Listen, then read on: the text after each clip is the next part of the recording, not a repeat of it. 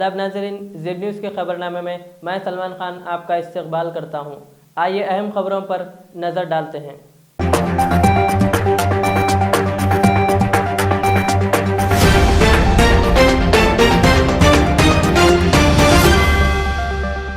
हुकूमत की जानिब से पुराने शहर हैदराबाद में फ्लाई ओवर ब्रिज और जंक्शंस के लिए फंड्स की मंजूरी पर तेलंगाना रियासती असम्बली में हबीब मिल्लत अकबरुद्दीन अवैसी ने हुकूमत तेलंगाना का शुक्रिया अदा किया। Honorable Speaker, sir. Sir, firstly, I would like to thank the Honorable Minister for Municipal Administration, sir. For the first time ever, I think when we see the list of the flyovers and underpass and all coming up, whole city is also figured in this. I thank him very much for that. And it is a very good work that has been taken up. My only one, there are many questions, but there is no time. So I would just like to request through you, sir. In the lockdown time, before the lockdown, I would say we had a meeting at GHMC with the Honorable Minister Saab. So I request him to please call for the minutes of the meeting and review that, and all these flyovers which are being mentioned here have been spoken then, and there are many few works which have not yet been started. So through you, I request the Honorable Minister Saab to kindly review that and see that the work starts. Like Falaknuma, the work has not yet started, but rest of the works are going on. And I hope that the time which has been mentioned here, the flyovers would be completed, sir. And at the same time, he has also given the details as to the amount that would be spent on these flyovers and creation of the junctions. Sir, we are in Old City, there are many junctions which needs to be created. So we have given the list of that also. It is there in that list in the meeting what we have mentioned. I congratulate Minister Saab because it's not a small amount. It is 29695.16 is the grand total. So I congratulate the Honorable Minister for taking up, and I also thank him for taking up Old City in this flyover, sir. Thank you, sir.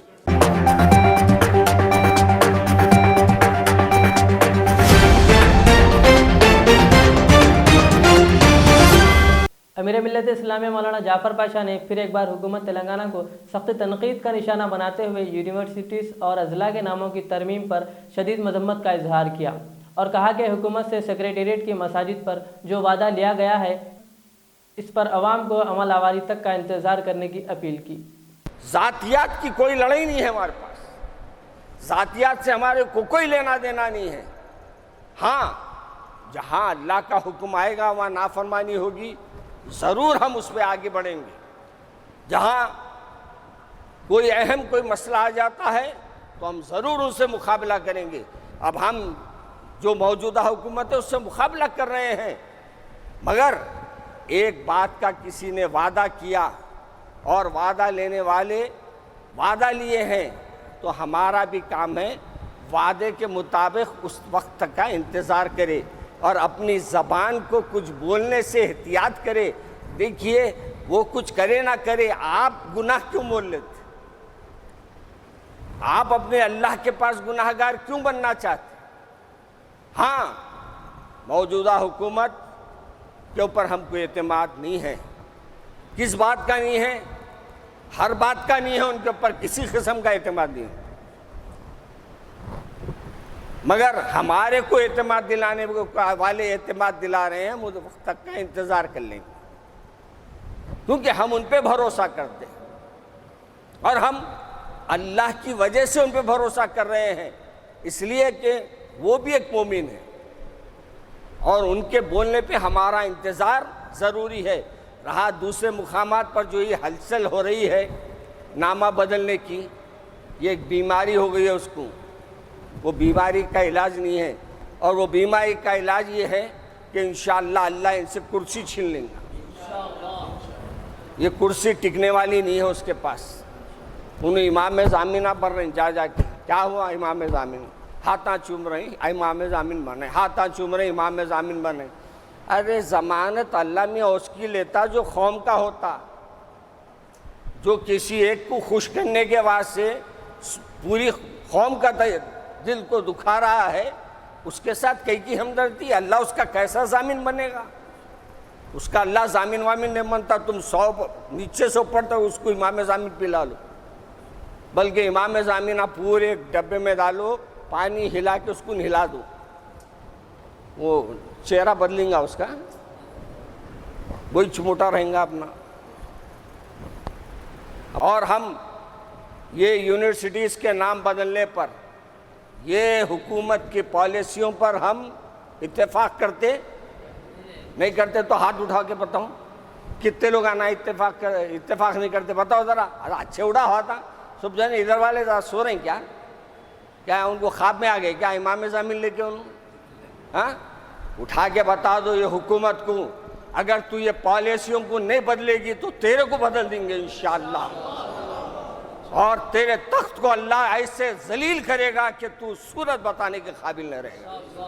तू ये समझता मुसलमानों की दिल आज़ारी करने वालों को तू हिम्मत अफजाई करेगा? याद रखो, जो जो मुसलमानों के साथ नाइंसाफ़ी किए उनको कुत्तों की शक्ल में इखला में कुत्ते उनके गोश्त को कुत्ते तक खाना गवारा नहीं करेगा। मेरे अजीज दोस्तों और बुजुर्गों, हमारे को अभी भी अपने आप को पहचानना है। याद रखो, ये सब कहीं क्यों हो रहा? हम अपने अल्लाह को राज़ी नहीं कर पा रहे। आज से तय करो हर घर में कि नमाज की हम बच्चों से लेके बड़ों तक पाबंदी कराएंगे इंशाअल्लाह।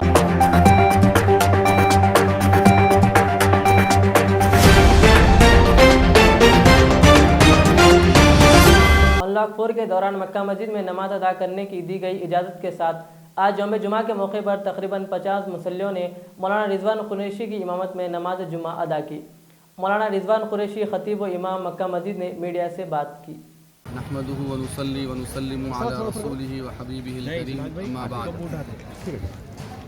आज बरोज़ जुमा 11 सितंबर को तारीख़ी मक्का मस्जिद में 50 मुसल्लियों की इजाज़त के साथ नमाज जुमा अदा की गई है। तकरीबन 6 महीने के इंतज़ार के बाद इजाज़त मिली, इस पर अल्हम्दुलिल्लाह अभी नमाज जुमा का इख्तिताम हुआ है। 50 मुसल्लियों की इजाज़त के साथ जुमा की नमाज, चूँकि मस्जिद के अंदरूनी हिस्से में थोड़ा काम चल रहा है तो इसलिए बाहर सहन मस्जिद में जो बाहर का मेंबर है उसी पर खुतबा दिया गया है और बाहर के सहन के हिस्से में आज नमाज अदा की गई है। 50-55 आदमी आज नमाज में शरीक थे। और चूँकि जैसा बताया गया है कि मक्का मस्जिद में हाउस का मरम्मती काम चल रहा है और इसी तरीके से बैतुल खला वगैरह भी मुनहदिम कर दिए गए हैं असर नौ तामीर के सिलसिले में। तो मैं अवामुन्नास से अपील करता हूँ कि जब तक कि ये हाउस का काम और तहारत खानों का काम मुकम्मल नहीं हो जाता है, आप हजरात अपने घरों से वज़ू करके मस्जिद को आएँ और तहारत वगैरह सभी फारिग होकर अपने घर से ही मस्जिद को आएँ और अपने साथ जानमाज भी लाएँ, क्योंकि यहाँ पर जानमाज की भी सहूलत नहीं है और सोशल डिस्टेंस के साथ नमाज अदा की जा रही है। और मैं अपील करता हूँ आप तमाम हजरात से कि 5 वक्ता नमाज की भी यहाँ पे इजाज़त हो चुकी है। आप हजरात जो ज़रूरी हिदायत है कोरोना वायरस से मुतालिक, उस एहतियात को और हिदायत को मद्देनज़र रखते हुए मस्जिद को आएँ और सोशल डिस्टेंस को बरकरार रखें और साफ़ सफाई का ख़ास ख्याल रखें। और जो 60 साल से जो मुतजाविज़ हजरात हैं, मैं उनसे अपील करता हूँ कि अपने घरों के करीब की मसाजिद में नमाज अदा करें।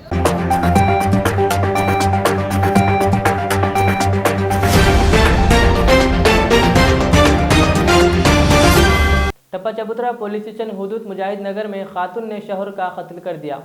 तफसीलात के मुताबिक 20 दिनों की नई दुल्हन समरीन ने मुबीना तौर पर अपने 25 साला शौहर असलम का मुसल से वार करके कत्ल कर दिया। बताया जा रहा है कि मुतासरा शख्स अपनी बीवी को शादी के बाद ही जहनी व जिस्मानी तौर पर हिरासा कर रहा था।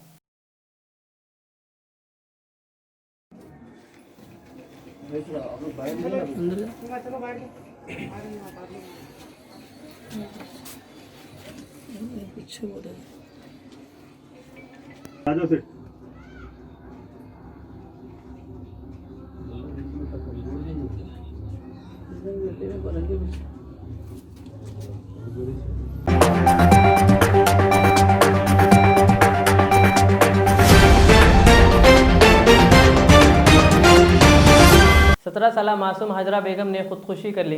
घर वालों का कहना है कि मोहब्बत में नाकामी पर इन्होंने ये कदम उठाया।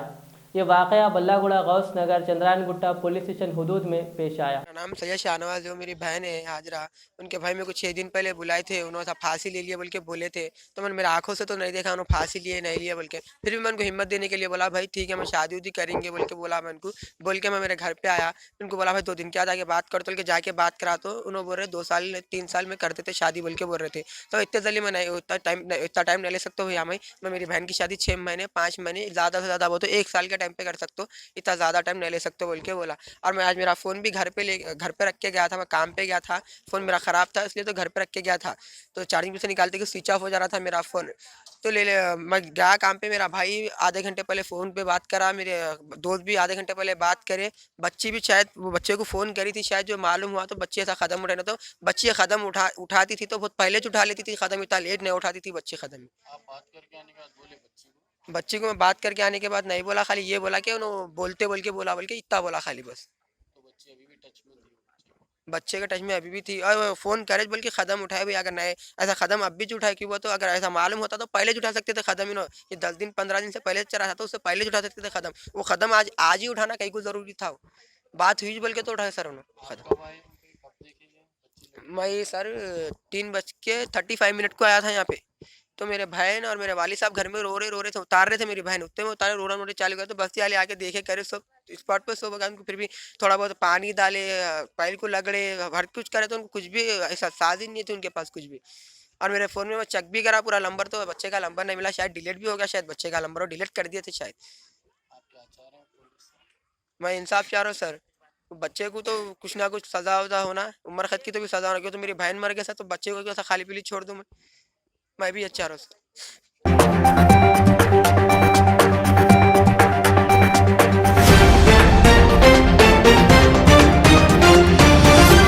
तेलंगाना में रियासती असम्बली की समाअत जारी, जिस दौरान असम्बली के बाहर बीजेपी के लीडर्स एहतजाज करते देखे गए। पुलिस ने इन्हें हिरासत में ले लिया।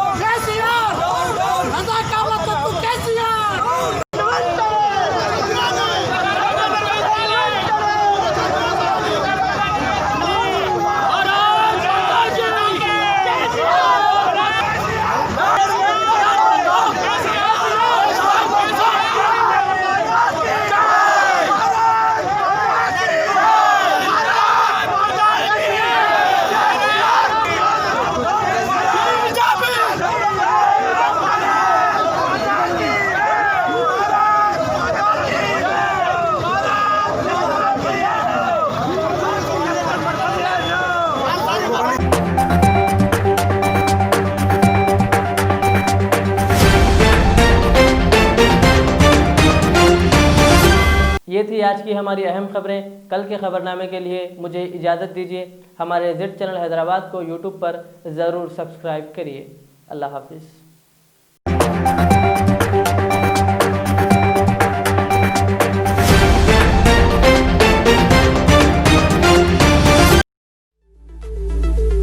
ज़ेवरात की दुनिया में शहर हैदराबाद का बाएतिमाद नाम मीर मुस्तफ़ा ज्वेलर्स, जो दुल्हन के हुस्न को 4 चांद लगा दे।